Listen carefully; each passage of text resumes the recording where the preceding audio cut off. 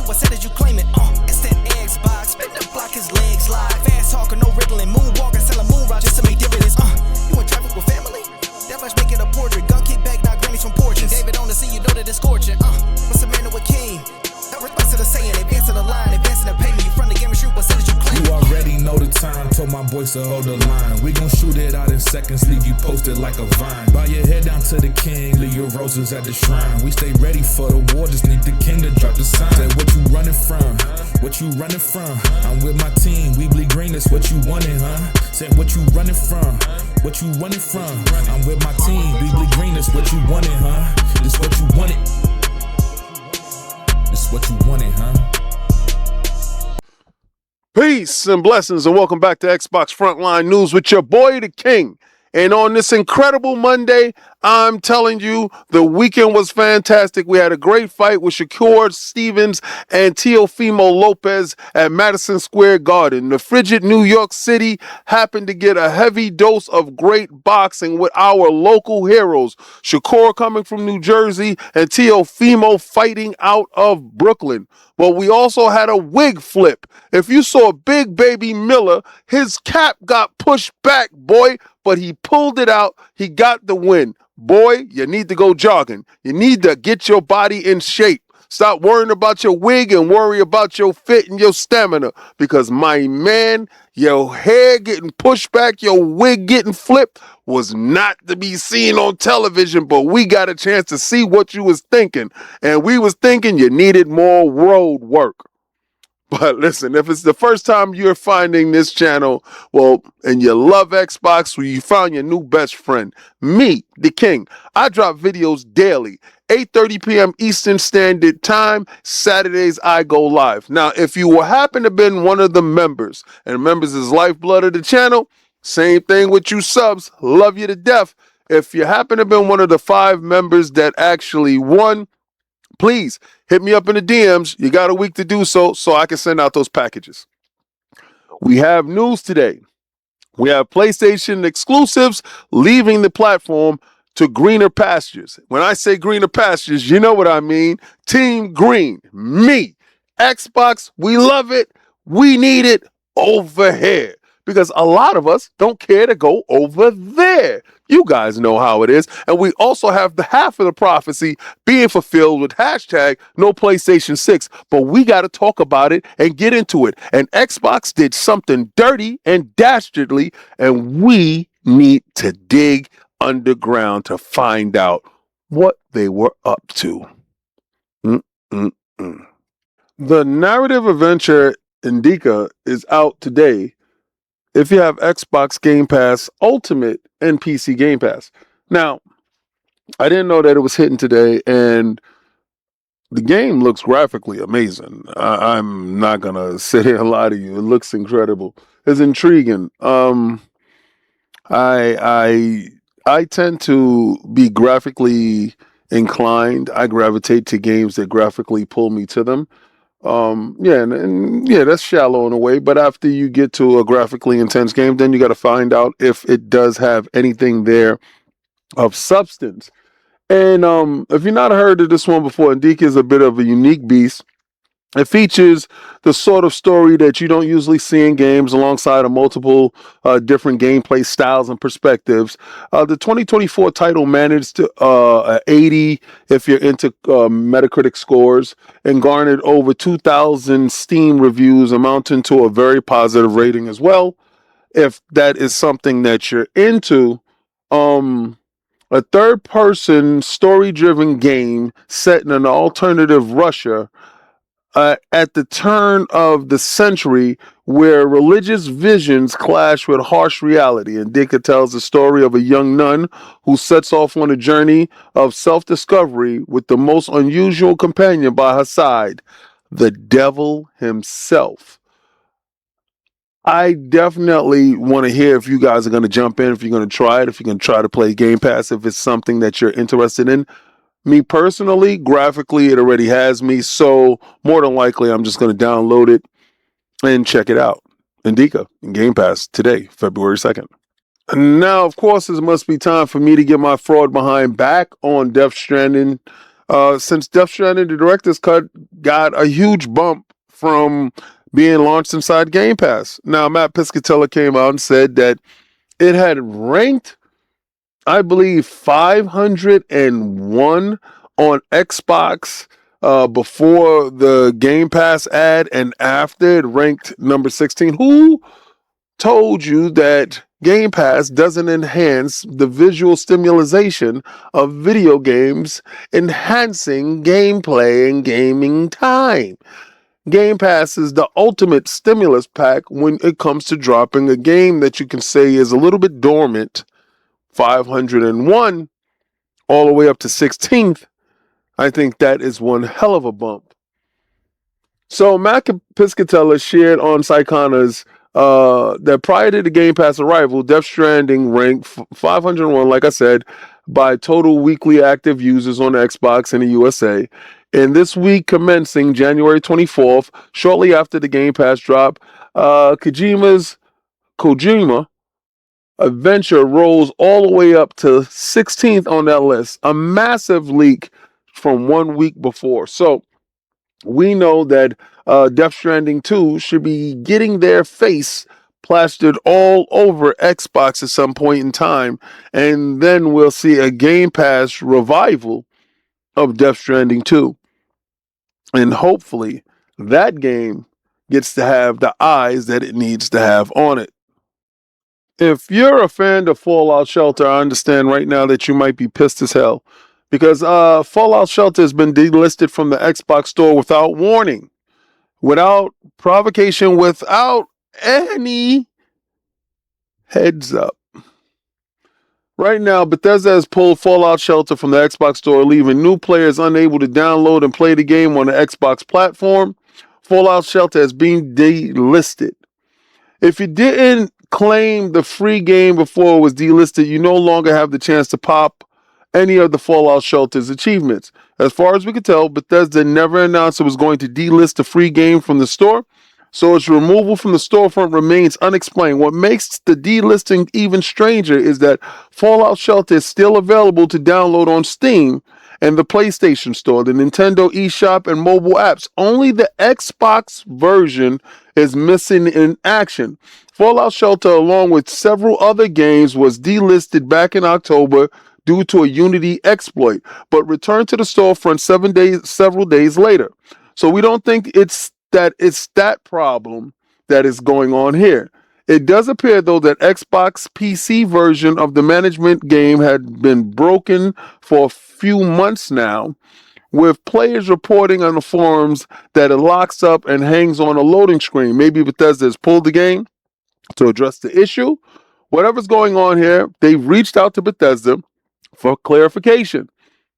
And if anything happens, I will update you on this development. I think it's more of a bug fixing thing. I think they wanted to stop the bleeding as much as possible. And I don't know if the other versions of the game will follow suit at some time. But again, delisting without any heads up is kind of disheartening, especially if you're the parent company. A lot of you know that Nioh 3 is a PlayStation game, and a lot of you do know that I'm reviewing a PlayStation first-party game. So, can't say anything because I'm under NDA, and this could be it. It could not be it. But Nioh is on a 6-month time PlayStation exclusive, and could an Xbox release happen after? Now, everyone knows that Nioh is launching first on the PlayStation 5 and the PC, but as a time exclusive, word has sparked questions on whether the Xbox version will surely follow after. Team Ninja's Souls-like action RPG is drawing heavily in Japanese history and mythology. The game is set to release on the PlayStation 5 and the PC on February 6th, which will disappoint many Xbox fans for a broader console rollout. But understand that it has spotted that the game trailer in the fine print states that Nioh is a 6-month time exclusive for console, a phrase that naturally raised questions about what can happen next. Now, it's my belief that this game will be hitting the Xbox console before the year is out. The word is sparked enough curiosity, but is not a confirmation of anything. And the initial release window, given a series of histories, fans may want to keep their expectations in check for the moment being. As many fans will be quick to point out, no Nioh game has ever released on the Xbox. When Team Ninja was asked about the possibility of an Xbox port back in 2022, it said there was currently not really too much of a possibility of having Nioh on Xbox platforms. That comment is now a few years old, and circumstances have changed, and Team Ninja has since worked more closely with Xbox, including with Ninja Gaiden 4 launching on the platform and being published by Xbox itself. So, given so, we don't know what will happen with the Nioh franchise. But Team Ninja and Xbox may publish this game themselves. And that within itself is a huge get. With Xbox launching its future controller this year in 2026, PlayStation, not to be left in the dust, has patented a very unique controller. Now, the Xbox new controller will have haptic feedback and all that other wonderful stuff, and that game that will probably take advantage of it the most will be Nioh 3. But I digress. PlayStation, not to be left far behind, Sony has patented a touchscreen PlayStation controller that lets players choose where to place the buttons. The standard controllers are uncomfortable for everyone, Sony says. So Sony has obtained a US patent for a special controller with a touchscreen that will let players choose where to place their buttons. The patent is filed back in February 2023, but it was issued last week and is described as a design with methods for a game controller. According to the patent's description and accompanying images, the controller will have a large touchscreen covering most of the top surface where the buttons would usually go. The idea is that players will be able to customize where the D-pad sticks or action buttons should be in a positioning on the controller to best suits their personal taste. Accessibility needs to be what suits best for each specific game. It appears that players can also choose and resize the buttons or even remove some buttons altogether for certain games. In theory, this could mean that if a player was playing a simple platform game, they can replace all the buttons with a single jump button, or they were just playing a game that only required D-pad or left stick, they can choose to remove one or make the other one larger. Often, conventional controllers adhere to a similar controller interface of having a directional pad on one side of the controller and the buttons on the other side of the controller. The patent description reads, one of the drawbacks of existing designs may be the fixed configurations. By way of example, a fixed layout may be too small or too large for a user. Similarly, a fixed layout may not be comfortable for a user. Manufacturers typically do not veer from the layout of controller size to reduce for cost. As a result, controllers may include button configurations for hand size that do not accommodate all players. The existing controllers have a flaw. The desire for a game controller to allow different configurations and accommodate hands without having to customize or manufacture in controller size. Another drawback for conventional controllers may be the fixed nature of the inputs controls. For example, a controller only has enough space to include a directional pad and a joystick, and each element is located in a different location. Due to size and the physical controller elements, game controls may be limited. You get the gist of it. Sony is trying to placate each and every last one of you guys by having these controllers made to help out everyone. Is it genius? Is it folly? Is it the next iteration or innovation? We'll see. The PlayStation Portal is getting an upgrade. And when that upgrade happens, hashtag no PlayStation 6, you know what it is. We're going to run it up on these bums. I'm going to keep the boot on Kong's neck this whole generation. Now, we see that the PlayStation is reported to be relaunching a new OLED model. And that will fix a lot of the issues that the original LCD model has.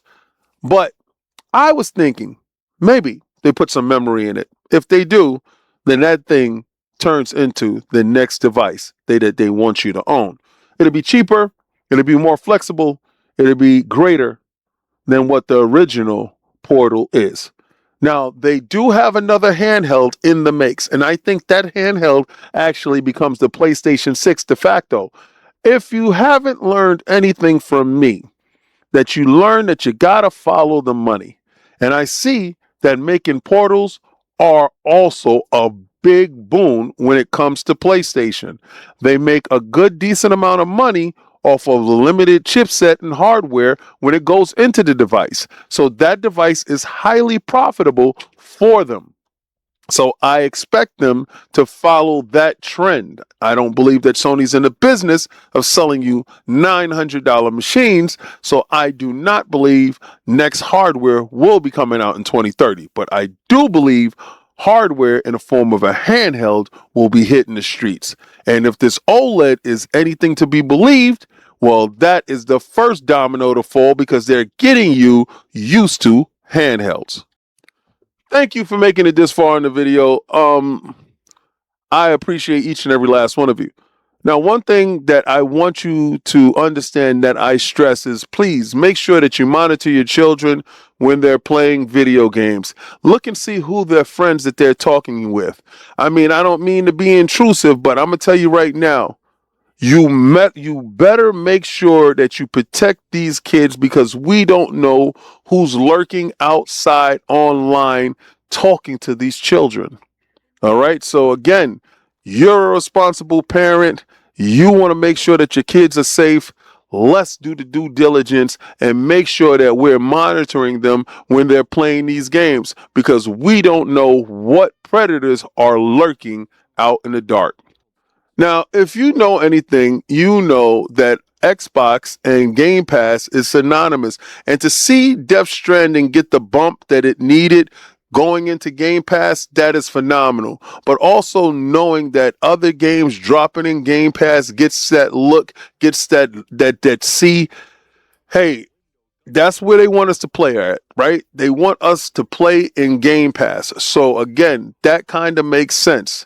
It makes sense that it will hit numbers based upon that. Yeah, the game could be for sale, but there's so many wonderful games inside Game Pass. Well, that it keeps us there, keeps us safe, keeps us warm, keeps us happy. So with all the wonderful games that are dropping inside Game Pass, man, I could just tell you, man, I can make a living playing inside Game Pass all day long, to be real with you. Now, with PlayStation exclusivity windows dropping shorter and shorter, with the 6 months on Nioh, I see Team Ninja dropping their game over at Xbox, and it'd be the first time a Nioh game makes it over to Xbox. Do they port the previous ones? Were the previous ones published by PlayStation? Does PlayStation get into a publishing deal with 505 Games to get those other games, older games, over there to make some bread? I don't know. I don't know the logistics when it goes into those games, and I don't think it's kind of possible. I think they'll probably give you a short recap to the game and then just release the game over. And I honestly believe that that'll make sense because it doesn't make any sense just being a third-party publisher and just making the game only for one console and the PC. Also, I hear that Nintendo is going to have probably 2 directs in the month of February. I know that we should be getting some information very soon because remember the Mario Brothers movie was Super Mario Sunshine movie or something like that, Mario 2 or whatever that is. Regardless of what, I'm going to go see it.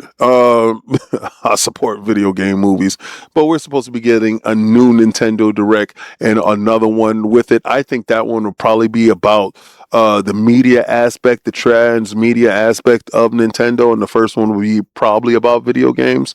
If not, hopefully they can get some more games for the Switch that can make me interested. And later on this year, we might be having controller wars. I know this year that we will be seeing the Xbox new controller.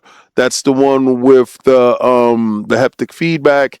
To go with a lot of the games that are on the PlayStation. A lot of those games go to PlayStation and they have haptic feedback. Microsoft and Xbox is well versed in implementing those nuances into a controller.